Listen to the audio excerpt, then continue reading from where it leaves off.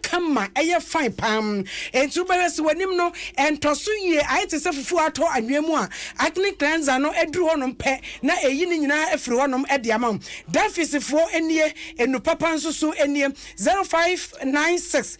611 277 eno wo mama wo de be from DBS roofing sheet and chance papa nie wa hwega na wada so eno aye awia ebot se de na se na wia yi boyi a DBS chance nko na ade aboda so nsuro efiri se en pepoda senso enso to se de ne enso atiegu ya enwe na achida eno ane en chance papa sabre wo bia eto Santa Farms wase enkosua dodo se na wo pe kai ma edu anase eduenu ni nyina wo mbenya ede ama enkosua papa ena Santa keton no achi enkokopa ede a efo ene waye nso a woton ede ama wo enkra hase wo hase kumase wudru won ma wo de fresh Santa 0203 668300 na dodo bia wo pe no place order no wonom ede beba floral disposable handkerchief ye pepa ba bia ye pepa yanim ye pepa ye pompos ye pepa ye makeup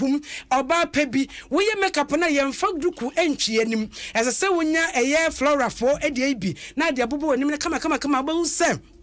makeup no said tie no saa na da so etie enti sa opebi de se uka nanim wa aya na waje eye floral disposable handkerchief no ebi Franco Trading Enterprises so se me kan chiro se ba phone so papa pa de a wugya wo a ene ne chese wo sa wo akwakowu kwaje phone so papa eye Nokia na Samsung anase iPhone papa Franco TV so na bomani boyi yes abre ye hwa enwonse bie ni e chese Franco ede ne ma papa na ebre Ghana for NTN was say everywhere you go ane baby apese wudi nkomo krobia wo kita MTN dia wo nya so obekọ furu dua tena so wo nya so obekọ furu ebu akosoro MTN ene betumi ama wonya network papa ede dwuma na mamai wo boss we ni tapa na aheti baby apese ekro MTN dia ze ye ne wo moa ene ekro CD eba eno ne edu papa no mesi so honam ye uya honam tutu a wonya CD ontiment ne so odware wie na de massage a woto wa woda se pam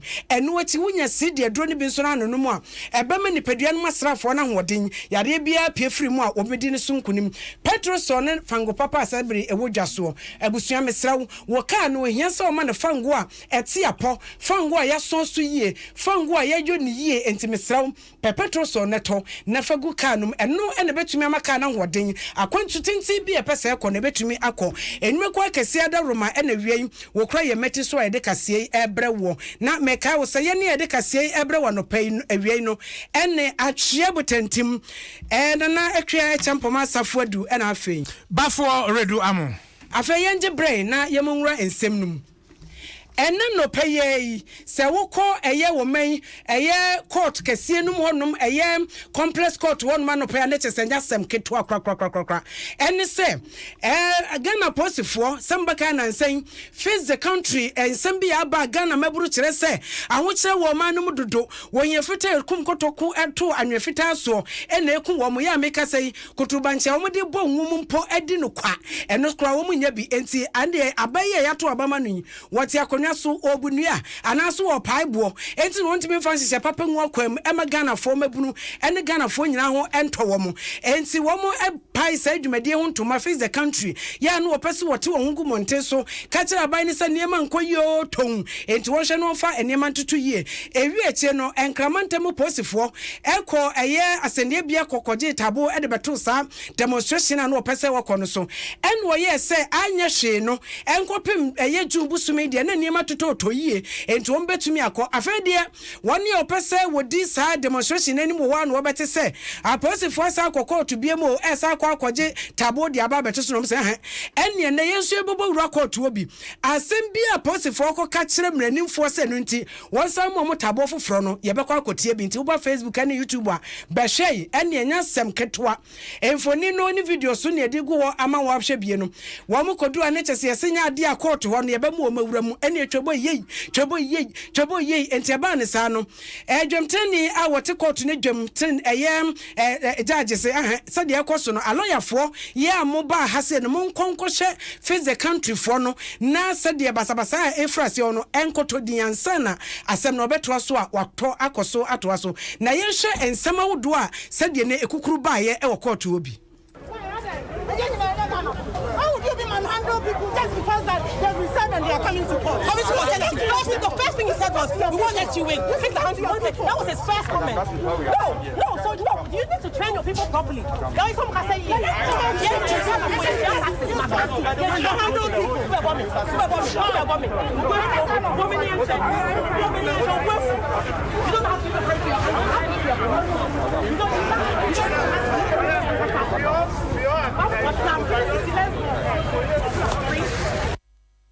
Ene anopei eye senso proponi nyanya no ewo eye Supreme Court complex wonom sampotemo na asem no kokopie na posipeni ya wono su kopie ho na woni yenua akable etwetwe nkomo eye ACP Kwasifori ena wono ni yenua etwetwe nkomo kire de ba ye potinti a aposifo susu omuntumi emma fix the country demonstrators mpanimfo no enwura court demo nkonkotie dia ekoso yentie no. Though I was not here, but my commanders on the ground indicated that this is a court premises and that people should not come en masse, and that individually they can come in to the court. But looking at the premises, the police are here, one, to provide adequate security for the court building and all the other courts therein. So, coming en masse with placards, flags, and other paraphernalia, among other things, may mar the beauty and ethics of the court. In view of this, my men on the ground decided, among other things, that they could leave those placards, they could leave the flags, and then also limit that militancy and go to the court as individuals. So that Ani ACP Kwasifori no wase diondio wa ne mema no na ebo na mane se embantie ne maba wa kentina wam ya wo mo chese wo mo ene di face the country demonstration anim wo mo ba no kita placards o mo kita kojani ade no se ya mfa sa ne ma no emmo nwura courtum ti bia be ya munya sa ne ma ne nyina wo kire ha na mo nko etise ankronkron se mo kwa kotie court nsem a ekoso e hono enna wono so anti wo mo wase a ede wo jammom e baaye no na woni a wonum eko hobie no eye demonstrators ni bi enso so ekire ateti ya wose aposifo ede o mafamu mu. As soon as we got to the gate, of course, because of our t-shirts, they knew who we were. So they said, oh, fix the country. You can't come in. So we said, first they said, stand back. So we said, oh, okay. So we thought they just wanted to engage. And they said, you can't come in. Then we said, why can't we come in? They said, no, because you're not allowed in. They said, but we've been asked to come to court. So how can you tell us that we can't come in? So then I said, okay, I'm taking my phone out. I'm going to do a video. I want you to repeat what you just said on video. So I decided to do a Facebook Live. So while taking that video, and then he said, why are you? Then he took the phone. Then, of course, you saw him trying to drag me. I was trying to get the phone out of my hands. And then just telling us that we can't come in. We need to get our lawyers. At that point, they realized, so that's basically what happened. It was just first of all, in the morning, we were supposed to meet at TUC. The police went there in their numbers. They gathered there in their numbers to wait for us. I don't know what they thought was going to happen. At 4 a.m. At 4 a.m. they were at TUC waiting for us to do what? When people need the police, you're calling them because some armed robbers are in your house. They can't even turn up. But Nyamabi said, yeah, they've managed to find the time and the energy and the resources to gather themselves. Look at us. How many of us are there? Why do you need that level of aggression at the gates when we've been called to come to court? And so... But they make the point that the manner by which you are coming. What manner? And the judge eventually says you shouldn't come in groups. No, what's the manner? A manner of 5 or 6 people entering a room. This is a manner. What manner is this? If a media is coming, the media comes in a queue, right? So if you and your crew members are entering, will they tell you to come in individually when you are walking together? I mean, we are not armed. We don't have anything with us. We are just coming in as a normal people. And we saw other groups coming in. It could be family of 5 or 4. And they were just coming. And then you said, fix the country. Let me meet you outside. You pull all of us outside. And the next thing is, I won't allow you to enter. Ene fix the country demonstrators no ebi ya wonom ne post for the boy ne no pay ena what is say womo ekasa no na Facebook YouTube ene edi mfoni na gu ama no videos na aka nyina nsusu ye kurukire de gu awe 5 aye krado wode gu ama hwe de bekoso na nka ya peprese ye ne yenua akabele be twetwe nkomo na homa ne ntotomu totomu ye bekọ na ye ne di nkomo na nya ntotomu de ba fosom na to aso e ye somu ana enne eye June 4th de enne ne mfie aduana mienu pepepepepepe Kadima mpene wanya ne ba bi ko JJ Rollins Nyankopon fa ne kransie setam no ya branti kwa na ne mogya gina ne ho so wono ankasa di asogyafoɔ bi anim na wotu aban ho no eguye efri sebre no eba no nyina no ne NDC edi June 4th baba besi ne PNDC wadi sa baba besi ne ente ne ye June 4th na chesenka Kadima mpene JJ Rollins etiase a ankono ankasa edi ni kedes anim choboy sa na ekọ na nka ekọ de sa so na nka yenum se Ghana de June 4th de omampani dada sem ko tiase anka na ebum kebesu ne nanu ena woni ho de na so ndi semanyoko ni se opani wo de ade agade a na sese won so ekai no ne se ntu wabodwa data kai June 4th revolution senia eba ye no na no na wo kire mu se won de JJ Rollins a wo ye won mu kan before ye Ghana mampani a watwam ko wo oni ho de nanso wo bekoso dida no akwa se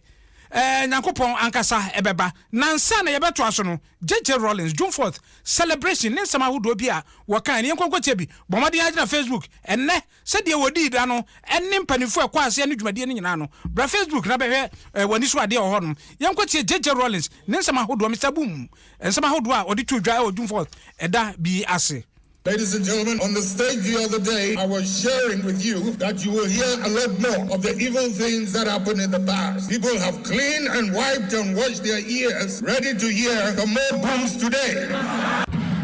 Ladies and gentlemen, there are some who say the times and conditions have changed. They say the excesses of June 4th era should not be glorified or made a part of national life. No, we do not glorify the excesses of June 4th, but we glorify its principles, and all of us must remember that principles are principles and they never change. The doctor said to him, I can see the link you're drawing between NDC and June 4th, as if one belonged to the other. I must disagree with you. June 4th belonged to the whole country. June 4th meant so much to all of us. While we're grateful that is giving birth to the PNDC and the NDC.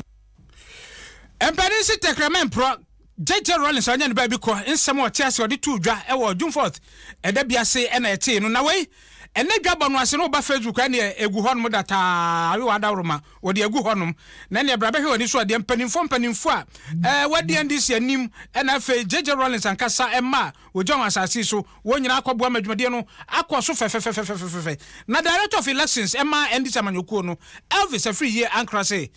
efi aduana mienu nie na nya dia June 4th wo ba betwa so e de enkaidum bi abrɛ anne Ghana ni bia kasese Ghana kɔ nanimu a ye June 4th every mu a enye yie. It's solemn day, and as you can see, even the weather is bearing witness to the solemnity of the occasion. We are sad, but at the same time too, we take comfort in the fact that what Jerry Rollins started cannot be quenched. He has lighted a flame that cannot be quenched under any circumstances. And that is why today we have decided that we will continue to celebrate June 4th and we will continue to do that in perpetuity because the principles of probity, integrity, accountability and social justice. Elvis Afri Yankra ena yetini nie na dwaba ekoso nei no eye mrase bedwane a ogina hono ema koleklote a woye kanema mpani a wafri mu eye ne baba Dr. Zenato Rollins odwade no asibi no ne advocacy di nkomo eye ya ma ne boni pakwasi Paka Wilson na ndi nkomo enkotie ne nsemo a ode tu dwa ene dua ibi. We remember what led to the June 4th uprising. It wasn't something that happened just within the armed forces, although it was led by the armed forces at the time. There was something else going on in larger society, which is why there was almost support in terms of the masses for the June 4th uprising at the time, and subsequently the 31st December revolution. What's going through my mind now is, are we being careful enough to avoid making mistakes that cause history to repeat itself? I believe 2 years ago, on the 31st of December, he delivered quite a powerful speech. I would probably be inclined to believe that it would be somewhere along those lines. Dr. Senator Adom Rollins na yeti ne no ne amane eboni a wakọ adwabo yase ene Pakwasi Parker Wilson o hono ye ne nkodi nsam kakra na ehwe de ekoso on Pakwasi mo ha mo akọ aba me Joseph Obafo emane abai no sese no ebesi sebre no den foforo na esi June 4th celebration anwo ho ano etisen wo ho in fact I want one day from a class a year on company that General Rollins or the revolution and you know only her because they are now June 4 no they are now excitement in the dorsal they are in the dorsal but in that year members of NDC or Maria Hua or Mutini Custom I make cut and here in shoot for power for the 15 minutes laying in Sanka a young penny from the council program now then so much nice you know I'm a Jumedian Echo so the Mano Kasi the general secretary of the NDC Johnson I said in Kapia and the Kasa to see you know kind of say a year BBI at the Basta year and then talk about party no next so Oman share a year Oman penny roll it and the into a catch up party for you and say Oman come home no more party in Jina no more winning a year 2024 election and no and I bet you say a memory no a year there or mobile by into near cost of a year NDC headquarters and no Yo Pakwasi yada sinifoni kakra watwa atre yen yebeda wase na yato so akoye nim yamane eboni Pakwasi Parker Wilson ena yete nka free NDC headquarters bra odi June 4th celebration ni Remembrance Day asese so ewo hono no yento so enko nsafufuro mu tensia nkasa Kasiebo ene yedenam Adom nhyirane asempa so edebra wo ye ka wo se Facebook ane YouTube nso wo hwe Kasiebo ohofo adwenche nyina ebguo ebra ebrepam ne ebegibre na yakenkan ede amamo nenne anopaye kan kwanhye bia no oden esi ewotamamoto we no so wi atie no enipa baako ya wosu se wanya be semfie aduanan ede kro no wato ewo kan kwanhye yim kan kwanhye wo kire se Hyundai minibus bi ya ne registration number no GT 3766-16 ene petrol tanker bi ene rekɔwi mu na sa petrol tanker no so registration number no AS 1883-11 na wo kire se de nani gina ho na wo hunu se de kan kwanhye fa so esi ya kirekyerem en wo kire se na minibus no efri aflawo ya nani ekyerenkran en na tanker no so efri enkran ya wo no so nani ekire tema ho baabi na bra wonum edru asama klagon empotam ho no en na ka bi so enenam moto we ni nchen wa na wo ba beti asim e ma tanker ye na dwere se ene wo doje se be ye obetimi abosa aka keto no bai en na te fa so atatatata ekonu munti wo de bra Facebook ai na be hwe moja enwunu ene ade abusua yesra wenu se wo kukunya du saa no akata wani na mfoni no so no esan YouTube ene Facebook nsuso mranti no baabia moja wono bon se ayo 5 obekata kata so kakra entu hunu ne saa na wo de achenye boapayo entu be hu se nipa na wawu ayetwa wura ede agu no so wo Facebook no bra na be hwe sade wani so ade etie na adanseni ya woja kan kwansia no esiye no ena se de medical kan wo kyerkyeremu esa tanka no wo bono mode bia esa nkaka aketo na nenam nkyenche wo moto we no so abababawuram no enka wo save no ena ne tie nkwankwa yi a wo de etwi efa so asabre ede saa wo hawe ene ewuo epiepie ewo mu no na abehwe tanka no a ka pa ena ne kobes ehwehwewiem saa no a apajapaja yenkohwe danseni a wo gina wa wodi ne hu ene hu sa kan kwanhye kwanya fa so a esiye Sati danse no sa kasi wo wo si fa ni ma na moto wo kasi ne ba eyo how orba no oti sim na tanka no so no ba no ogba me ni ya still na kan ni ya de ogba ko na yin onko na yin no tente na tanka driver no so o do ti bi no so so ato na kan no cross the crossing is spin to be back or the soldier for crowd ba akra na spin driver no so egbe no when I drive the door, on the back, so in the share, at once now the Babu front. No, you're forcing a kind of net exit, you're forcing you to try. You try really, no. Bakuno Moka, look at the two waterfront. Bakuno can do waterfront, and I'm your the manner in which this road is. Road here more than 50 years. At least there should be something done. Potholes, no, soon. Potholes, I say manhole. What you say? Highway, a double highway. Now would they be our potholes? Meanwhile, we pay tolls. We pay taxes. It's a problem. I was your Facebook na wo share said tanka no etsi netiatie na wontumi hunu se America hwem pa na so dio sade ne besi pa be ma tanka ene eye minibus we bebo ma tanka no ba for on Facebook sa kan kwasem ji se wakra na apie so nas adia esese ye hwede ye ka ho ase akwansia no ne sade moto we no so aye sese me menda no ka kire o sa unapproved route no aban a block and so still na no ya ni be 5 months contractor ba so wa block am the bus sisi o se atuatua na dio o se atuatua fa ntia kire se de o kire no tanka driver no misisu sie part no nim se odoje private ka the chifa we no so na ko chifa no so because on one kasa no yanko you say o de you see ne yakeka ko na ne manye but yakoya nim a obeti eti akonsia no enye fe ano de papa na ye ka sei na bra car no na dwe se wo so eve na chese sprinter bus ba ko nso so afiti a wo ba na wo chese sa sprinter bus ndo de o man ho ye ha ene ne wono de wotimi chifant enchen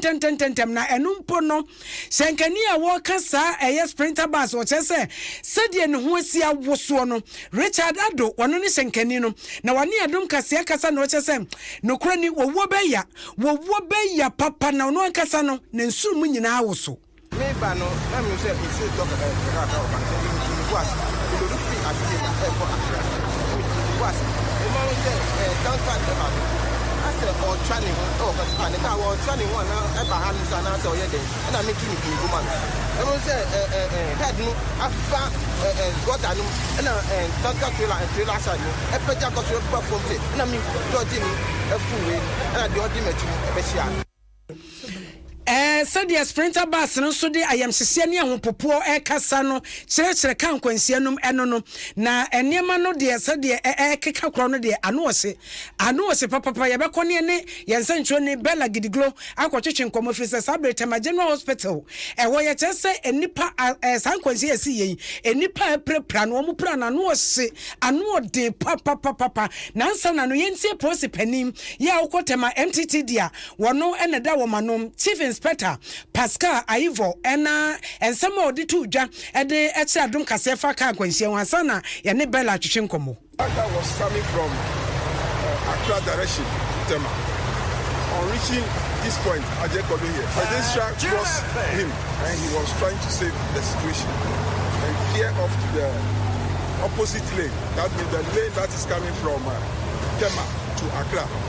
So in the process, these two vehicles, the buses crashed into the tanker. So far, we lost one life. The rest has been rushed to the General Hospital. Posi penny a woko Tema MTTD Posi Adom no a one da womano Chief Inspector Pascal Aivo ena wote so kasa na aba Facebook a no krani awre ho just say homete papa no ne sa wo hwe se de ena wie pam na test Kasiebo ye ka kire wo se bra Facebook na be hwa de a eye sebe moja ne nipa won me prepare no sisa yenko ene ne bela nkotwetwe nkomo se Tema General Hospital say ho ye bokọ de bela man Yeah.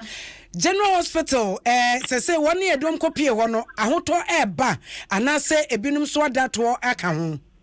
ye bepie mu e wo ha say no also hospital ntanyifo che say enkofa ye ne omo ba ho no mo paper no 8 na enkofu 8 no okunu oye bi nso eka ho na mo okunu na efim oyere ne de odahan mu say a omo hwe say ombetumi aboa man ho aton asin no mate na ukra tanka car no or struggle for the life esan say tanka no nechi no bulk no ehwe so no we proper no mo bomodin say obenya ne nkwa enu echi no na say omo aka ne de omo respond to treatment. Nature say wo share minibus no a front one na ye twitwa ye no nipa na wote ho no wono na hye ne nkwa na me ba hospital no report omo di ama me ni sen kofo e ba ha say no 8 no kun no yere e ka ho be ma no efi o yere no e na aka ono all responded to treatment. Na say nipa watch na edom kopie ho no e na obi asa free mu aka ho aka ba ko no a accident ni si yanka so hwere ne nkwa no bela esa me pacho bremu me bisa say nipa watch ya no mu pra no odin ye edom ko general hospital no ba ko na ewu aka de wo instantly no ho me say ebe ba ko na obi eni say we wu moto we no yo no na emu no omo ye kopo no ne yere ena ono be ma na esi ena ka oba no just say wo my do mo copy one day apart from mate na no water tank no ma wo se wo ko gye ne nkwapa ne de na ode no wo mo maka de eye na mi adom wo mo ho eye yana wase bela na yemfa wonsi asei na chese kan kwansia enne June 4th ewo temamoto we de akofa ba no sofo ne ne yira na wo nso etu kwan be ma no ahwere ne nkwa ewo kwansia mu agya oba no nipa nwotwe aka no so a wo mo eguso eje ayahwe yanto aso no yankwanko pie mu gbane apa east mantam no emu ebe se nansade kɔ ne ne yete se galamsem na bi abu agunipa so a eye bambo mu adwumayfo ene atorenche mu aboafo eguso dindindin ye adwuma awiane anadwo se de be ya woni a wakam no obetumi ayi won ya ba hanu ma ba betena sidi Kasiebo nsem a ensofofra yensa ka no ene se onipa ba akwa wonsa ka no no tokra na enam so ama nipa sei atorenche mu aboafo atimi ayi won no a wahwere won kwa no wo ye edu yamane eboni albertory anu akwakọ piem horom yankwaji enchirem kakra efiri no ho ba bi ensem akwakodu sei Albert. Good afternoon. Good afternoon. Albert, what is the situation so far? Yes, so one more body has been found. Yesterday around 3 a.m., police told us that they found 9 of the bodies of the miners who were trapped. There were 3 others who were unaccounted for, and they were still looking for them. This morning at 8:30, the police again confirmed that they found one of those 3 that were left. And as we speak, they are still looking for the other 2. Now, they are expecting to get 2 more bodies from the pit. Exactly. Yes. So the 3, they were still looking for them. They found 1 this morning, and they are still looking for another 2 bodies as we speak. All right, Albert, we'll thank you. Then move forward. Continue to be there so that in the evening when we come here, we can contact you for more details. Thank you very much. Yamani eboni abe sorry ani eti ne nkafri gbane eye galamsa amna abuagu enipa so a wo chese se nipa du no ayi won na bambo mu adwumayfo ne atorenche mu aboafo trete wo susu ye pasa kanipa banu sana Albert echre mu se onunti oguso ehwehwe won se de be ya won sabetumi aka won yamfe ani enchensam fofrom yede ani chensam fofrom a ye kobo heroes nkommo Cobblestone abahasei Cobblestone and I'm no wa say na euros minute on yes 0 minutes where the esen kan where euro minute Charlie enti my money tew na yemfa ye ni enchiremu so ho said tie ni e say akanemfua enson na se enne na otwe pepepe na iro no shase ene akato ne brom enya de da fom kra na onim se kruwa esiso no de din no de Henry Deloney trophy ya de to wan Henry Deloney penipa na sade tie ni enei emperifo ayen hihye sonko a trophy no o me de trophy tour because of COVID ene ehon hihye enti no dia empenefo aye ne se trophy tour no ye nko no sere unse bi se no bibia akoye visual se otifie na ye de kire na obia ehwe bi enti no omo aye stakeholders no social media channels ni nyina eho na ewo but media no ehase efri eye epobosome ne da na etwato ebesi mebosome ne da na edikan Budapest na omo ehase di free ye efri ho no ekopie mu ewo pako omo besi akan bi hobi sanso na eye Copenhagen ehon so omo de trophy no ekopie mu afi esan kopie mu ewo Amsterdam na omo de kire mu ewo eye St Petersburg esan so ebepie mu ewo Spain eye Sevilla afi Munich nso no wo mu de akoho enrada na trophy no tour no ekopie mu ewo Glasgow na enei emperifo ehwenim se wo London hye so ene echina no wo mo eye trophy tour no ewo honom na afi omo wi a na se dwumedie no aka na wotwepe no na afi etime asan asha sentime no ka se de Amsterdam, Baku, Bucharest, Budapest, Copenhagen, Glasgow, London, Munich, Rome, St Petersburg, and Sevilla. Woman yana ashenim se omode eye trophy no ebekwa kopio se hono na e hosti dwumedia ye de urban so far no 11 venues na omo se ebetime a hosti nti wei kakra enei ye de eno so etuja makacho se ye base na ye de ndase no ma bet way or say bet your way uchankwa dia ubedi unya udisonkwa nyese uchankwa unya na uchankwa ubedi na ayakama dia no was out and afi Azar group ya started say ye penti ye use Azar since 1921 and afi DBS Industries roofing papa efie woman ekitema ene ye de Euro minute no yede eno so ba ntia no said the share no trophy tour koso na enne ne akine wo de do London na fe ebeba na wie ye kru anefo come on F no into when ye Henry Deloney trophy no Henry Deloney yeah Henry Deloney trophy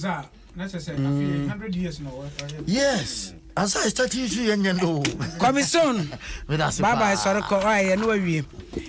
Kobiston no komankra ba ko pe ya waka edura enwono na wote se wode euro minute abraye no na yenkoye nimu ayi Kasiebo no yegusu de ma ekopem se yebewie e wo haseye ade so aposifo e de aba betudwa ya wo kire se abayo Gladys yaba ye no aye de betudwa wo prantobra Kasiebo mu e kire se wo hwere ne nkwa na se de kwayofo asohye ne nkwa no su se ewudro e na wonom ye se ne so no ananum ye so obi na de ma no e ho na se hwehwemu no ene de be pia bonte no Gladys yaba enyemfisia aduonu enson na district police commander ya wo esuaba ne npotamu ASP bafo wa a kire se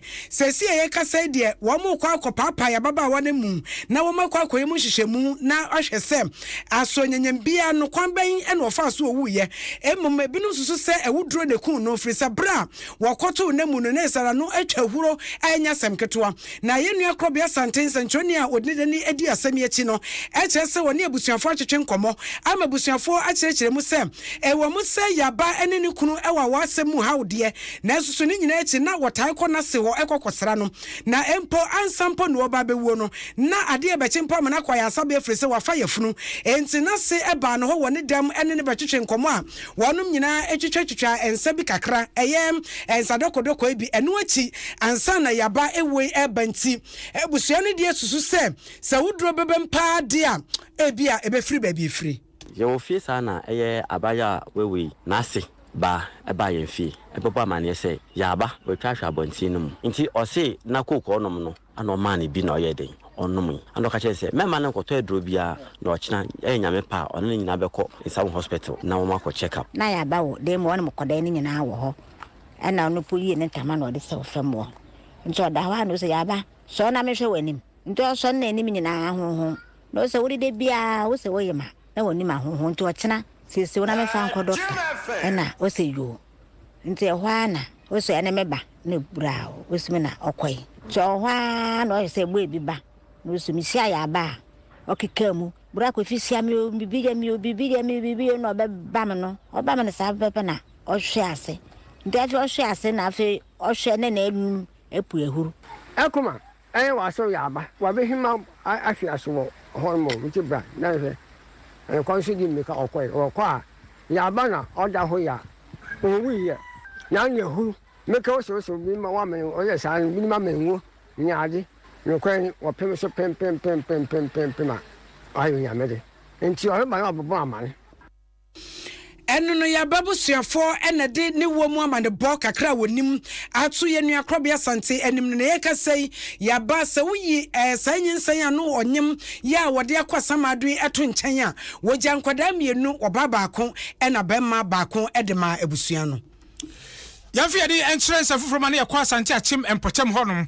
yɛnim sɛ deɛ ɔman Ghana bɛyɛ sɛ mfie kakra ne yɛkɛtɛka adwuma ɛne yɛkɛtɛka akwantuo no sɛ de agye agu krakrakrakra paa sɛ ɛsɛ kane no a metu kwan ne menkɔfa keteke menkɔfa tire ne sɛ ɛnte saa bio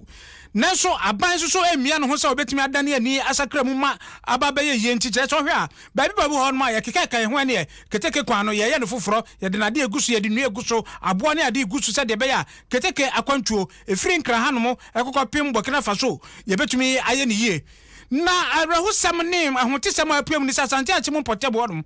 kuro baako sofoɔ de sɛ de ɛkɔso ne nyinaa nyɛ ɔmo fɛ aban so anade ne guso na wɔyɛ bi hu bibia no nso so enade no wɔn nso so atwisie wo de abra Facebook sesi a egu hɔnom saa enade no a yɛde yɛ keteke kwan no wɔn nso awia ɛkɔtɔn so ɔmo de kɔyɛ de bɛyio obi anim de ɔmo de kɔkɔyɛ ne no ɛna pressifo abo ho so atumi akyere ebinum a ɛwɔ no yɛka no so no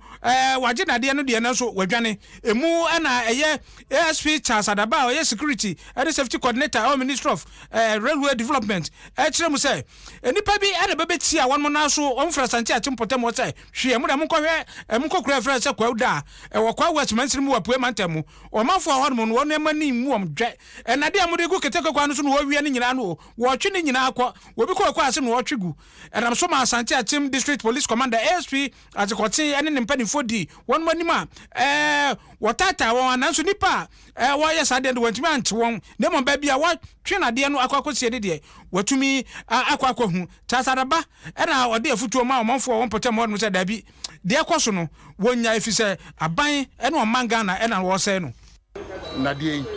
ɛyɛ slippers steel slippers ɛna saa yi a mede me sɛ sisi ɛyɛ tracks no ɛna ɔmo twitwa ɛwɔ wura mu hɔ ɔmo akɔsesa yɛti yɛyɛ sɛ commander na ɔwɔ dwa so no ɛyɛ DSP Otin ɛne ne mmeranteɛ no ɛno anadwo ɛtumi ɛkɔkyee kaa bi a na ɔmode nneɛma no bi agu bankɔfoɔ no ɔmo si dwane ɛna ɔmode nneɛma no bɛgu ase wei a yɛhu na ha yɛ ne nketewa ne ɛwɔ wura mu hɔ no afei na yɛ mobilize a yɛde kaa ɛkɔ akɔsesa ɛwɔ baabi ɛwɔ Kwawu West yɛfrɛ Kwawu Dan ɛbɛn Pra River a ɔmɔtwitwa ɛde abɛgu koko wiase a ɛdura madwo a na sɛ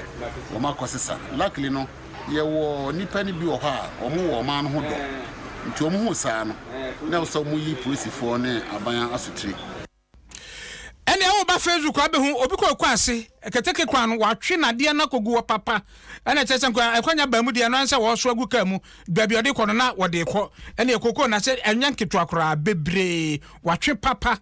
na no mu ɛna Basiru Dramani ɛna ɔhwɛ keteke kwan tempɔn ɛwɔ kɔnɔngo ɛbɛbɛpem kwawpra so ɛna ɔno so ne Adom kase di nkɔmɔ na wɔn so ɛkyerɛ ɔkwane a wɔfa so a wɔnya asa ne ntie ne Adamo a wɔtu sɛ de bɛyɛ ne aka no agya obetumi abɔ ho ban the whole Ghana nyinaa mamuni nyinaa japadeɛ na nipa baako kase ogyina hɔ na wo kase wotɔn na ɔde to botom nko akodi wo kase yɛ twu na kase yɛ ma no bi 10 years ya wo kase yɛ tan wo yɛ pɛga na ne yie minia sebi sisi deɛ wo deɛ ayɛ di paire ɛno kore sisi no baabo no nyinaa polisi na antitu kɔlɔngo wɔn tumi bɔ me jaso polisi wɔn tumi bɔ me asina wokɔ asankalibaria won't ene kure sesi ni fure kopra so ato fiso mina seri pelfodi to se me yede minantina me hwedie die ɛyɛ Basiru Dramani a ɔyɛ keteka ɛwɔ kɔnɔngo ɛne kopra keteke kwantempɔn no so ɛne ɛna yɛteyɛ no yɛmfa yɛni ɛnkyerɛ baabi foforɔ yɛkɔ Adom trotro damte tobia ayɛ krado damte Damte reda so Master Gino. Red and so. Master Gino, when you are not the Duke of Washington, any uncle anyway. Let us say, my son now, and I said, I kind of read that message in a campaign. But no, I can't have a PMO, a Pongolo Junction. Now, okay, I call Pongolo Junction. I have I know a different Kaka, Osha, and 24 years, I know year, baby, I'll say a moto, Efa. Into Osha, yeah, cars every year, I can't better come Madina, and the Madina, I better for a crown. Both sides, end of the road, now, a motor lane, now, see about the pre, I say no, about 7 years, I say, moto for the bray, aha, say, them, hey, Jim FM. Oh. Now the other two. Nas, Obi free, Legon, or better call East Legon, or Sania Cross, and Obi free, Accra, or better call Madina. Omuni Town, the traffic now so redo. Then so, the free, Madina, or better Accra, what Chairman Yanabe and the time so Chim, and quite I get to go air class or I see. It is the kind of indiscipline that some of the riders normal, I see. The Brenna, I have to be able to say, Munim say, aha, a crime radio on Yamia Domoya, normal year for Motor, I don't be moved for. That's still a person of a pan so. My chief wife need to be a bell three, never say one. Open to make a chance, Prime Minister. Now, more Pecateno, the honor of fire, now, Oba, yes, Jumadie Abbey. Yenny then say your mom will indiscipline or kind of so you better make sure so more big. I have traffic rules in it's the red a short message. I will cut off for moon obey traffic regulations. No, Menoka say, ha, mini about Utimoto sound out. Good, another other form to lane so all but the kind of sort of be brain for now. Oh, main road no so. I can't even tell me the kind of Nakamoto, Mimoto, ever be share album. That's so almost to Mr.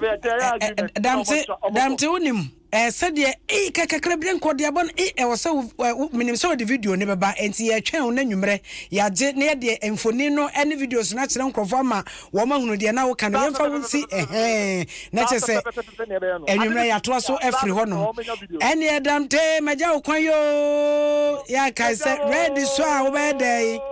Bye. Bam. Yan first like I say Emma Yabua 40 say MTN was say a nay say we need data na say business one person be koso no won't me abusua enim komo afenso so we need data ni ma bebre wa wontumi enye wo pese wo di sika koma abusuafo a ni nyina etwa bewie MTN kro ya wo mo ena di momo dwumede aba eso ani sika no wosuma eduru ntam ena koka nipa kro no nso nsa pepepepepe enti bibia wo pese wo de nkitahudie adwumakuo bi eye no as I say MTN ena wone ne to kese na wone no eye adwuma MTN for the Roma ena awie premtobreka se yegusu a yebomu edema wono afa Defis Herbal and Beauty wa mo so na de ohima family mixture ene na busuakuo nyina ba enure eye kama ebo ma etimi siesie mama wonam ene ye kama DBS Roofing and Chance Papa Santa Farms and Kosua Papa fie ene ho flower disposable handkerchief eno so ne de wodi papa wanim no ba bia eye kama ena Franco Trading Enterprises so phone papa pa fie ene ho sanso ena CD Herbal wonom na di no papa ba e mani padua no masrafo anwodem Petro so fango papa odigu fango mu okai mu a etume edo twa kwantente pa eno no awie wo mada roma ene de kase ebre wo wunya ho kwan ehwe bi e wo Facebook ene YouTube a na aseda ne nyina yemfa ma ayoa 05 background this year kronkrom wono ada roma na enya bi hwe ya ya abuafo no do so Dr. Shine e wo ha sei e na wono na ebobobo eye voices bibia fenso so Joshua Kwam Kulenu any team ni nyina nso so wo ha Aisha no nyina eboaye e na ye de kase ebre wo ye ni amote yenka awie nso eye me atwea butentim nana akua e champoma asafo adu e na afei Bafo redo amo. Yen fast da ma wo so a wo je bre ehwe ye tie yen na yen sori de Eros nkomo na ye de ebre wo Filedy any team no aye krado ya wo bema wa chede bebre ya wo bedi nansa na aye dwumade no kraye de efrase ya kramo je bre na tie Eros nkomo no so ebre ba mu a wafre edi akrade ahodo ni bi. Benjamin Kweku Nkwadai nyina wa he